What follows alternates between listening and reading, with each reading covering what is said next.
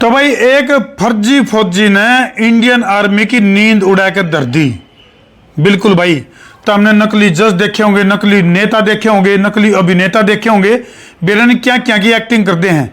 लेकिन फिलहाल देश में एक ऐसा मामला सामने आया है जिसमें कि एक फर्जी फौजी ने अपनी इंडियन आर्मी की नींद उड़ा दी। न केवल इंडियन आर्मी की नींद उड़ा दी बल्कि इंटेलिजेंस एजेंसियां हैं जो उनकी भी दिल की धड़कनें धक धक धक धक धक धक करने लगी हैं।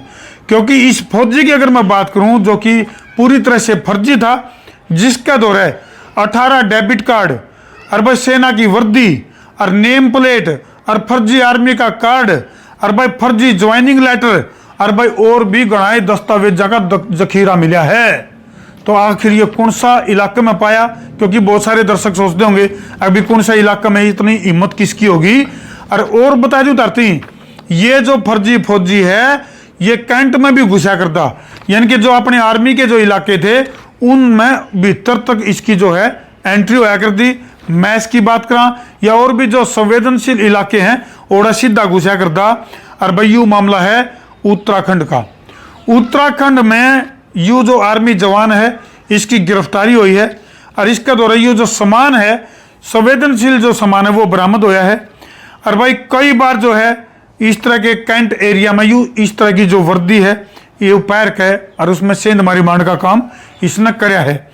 और भाई उत्तराखंड के रुड़की का यू मामला है जड़े जब इसकी गिरफ्तारी करी गई, पूरी जो इंटेलिजेंस एजेंसियां हैं उनकी भी नींद उड़ गई और भाई उनकी आंखों में कई दिनों तक धूल झोंकने लग रहा था।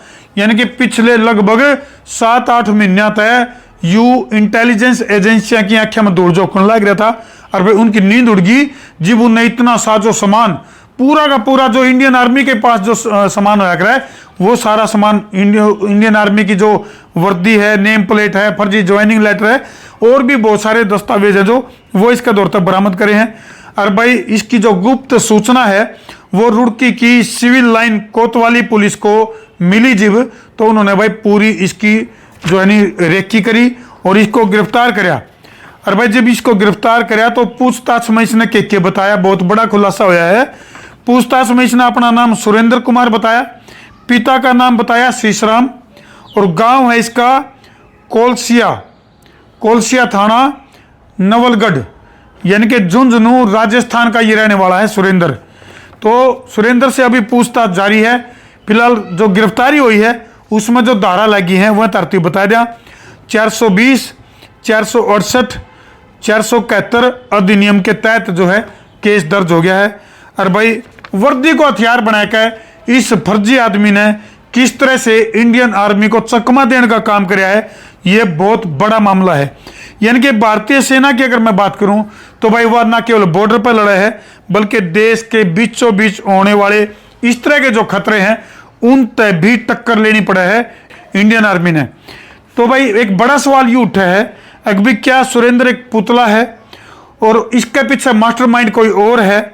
क्योंकि जो लगभग जब इसकी जानकारी काटी तो 7-8 महीने तक घूमने लग रहा था। जो कैंट एरिया है उत्तराखंड का, रुड़की का जो कैंट एरिया है उसमें पिछले लगभग 7-8 महीने तक बेखौफ और बिल्कुल धड़ल्ले तक घूमने लग रहा था, जो बिल्कुल जो असली जवान घूमया करे है। और इलाके में अपने आप को इसने सूबेदार घोषित कर रखा था। और बड़े सवाल कौन से खड़े हुए हैं क्योंकि इस तरह से वर्दी डाल के बेखौफ होकर और इंडियन आर्मी में घुसपैठ करना, कैंट के भीतर घुसना, तो बड़े बड़े सवाल भी खड़े करे हैं। सबसे पहला सवाल तो यही है अगर भाई आर्मी एरिया में इसका घुसपैठ जो है वो इतनी आसान कैसे होगी, अंदर तक कैसे घुस गया? क्या अंदरूनी मदद इसको मिली? क्या अंदर से भी कोई खेल चल रहा है? क्या इसमें इंडियन आर्मी में भर्ती करवाने के नाम पे कोई इस तरह का गिरोह तो नहीं सक्रिय है? क्या कोई ऐसा रैकेट तो नहीं चला रहा था कि या फिर कोई सुरक्षा में बड़ी चूक है? 18 डेबिट कार्ड यदि मिले हैं तो वो पैसा किसका यूज होने लग रहा है? उन 18 डेबिट कार्ड के अंदर जो पैसा इस्तेमाल कराया जाने लग रहा है सुरेंद्र को वो मदद कितने मिल रही है? ये भी बहुत बड़ा सवाल है। किसका पैसा आखिर यूज करने लग रहा है? क्या सुरेंद्र के किसी बड़े रैकेट के साथ तार जुड़ रहे हैं? क्या सुरेंद्र के तार किसी दुश्मन देश के साथ जुड़ रहे हैं? तो ये बहुत बड़े बड़े सवाल हैं।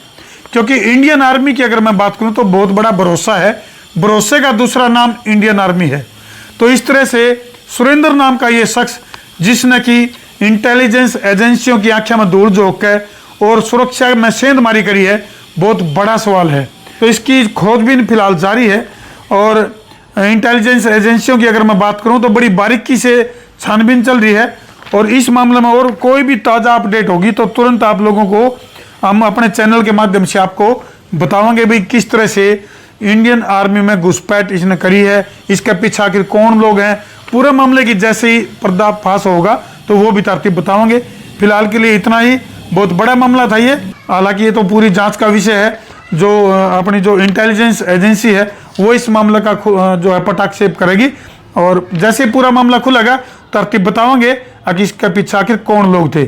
जुड़े रहो संसार क्रांति के साथ। मैं हूं आपका अपना देसी पत्रकार धर्मू। जय जवान, जय किसान, जय हिंदुस्तान, जय श्री राम।